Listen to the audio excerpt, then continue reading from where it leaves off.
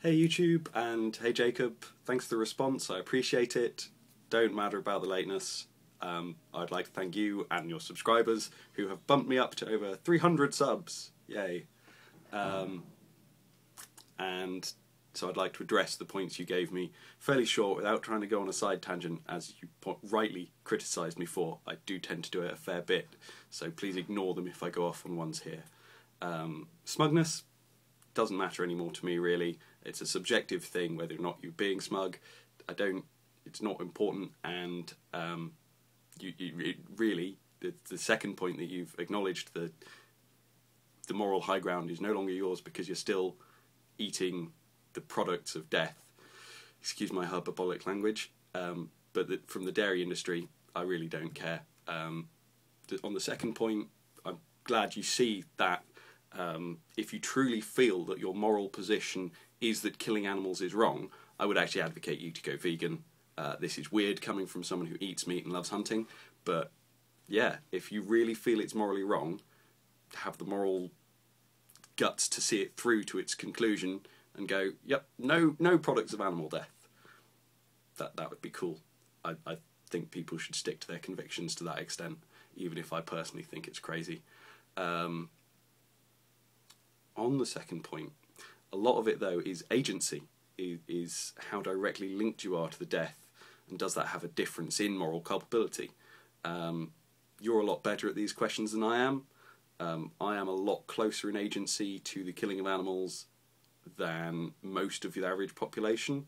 Does that make me morally worse, morally better? I don't know. It does not being the one to eat the flesh make as much of a difference as not being the one to pull the trigger? Does the one to profit from their starving while you grow crops make it better? I don't know. Does culling the herd to ensure that they don't starve better than not taking any action towards them at all and profiting from their death from them starving? Issues that are a tangent, as I said, ignore them, but there's something to think about. I don't have answers to that. I do think it's better to cull than to watch animals starve, as an example. But that's me getting off on a long rambly tangent, as I am wont to do. So the third point, are there death-free milk producers?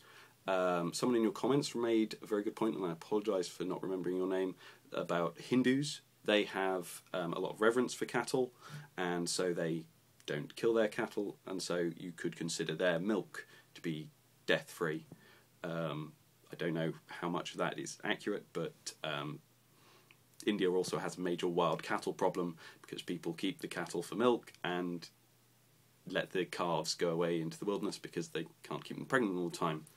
A technical solution to this, lots of people in your comments raised the point of hormones.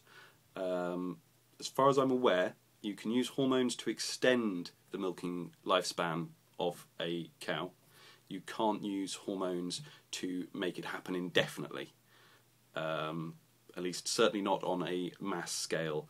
And from what I could read, there wasn't a lot of stuff on this, and dairy farming is not the part of farming I grew up in, and not my area of expertise by any means, so I'm willing to be corrected on this. As far as I'm aware, it can't be done yet.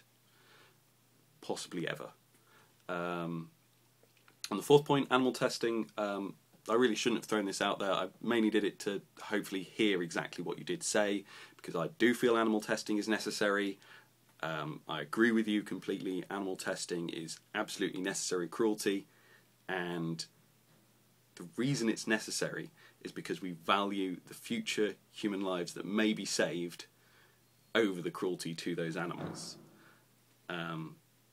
If you didn't value the potential of a discovery tomorrow instead of a discovery in 5 years, you might have an argument for the suffering of the animals to not be worth waiting until we have either better cloned human samples that we can test on, or some other thing that lots of people claim. I personally believe there isn't very little better than animal testing right now for certain stages of the drug process. And on a personal note, my little sister's life was saved through stuff that we know about through animal testing, so I probably shouldn't have thrown it out there. Last time I tried to do this, I came under 5 minutes. This time I've just gone just over 5 minutes. I don't want to ramble on any longer there. I hope I've been reasonably clear. If not, I apologise. Thanks very much, YouTube. Bye.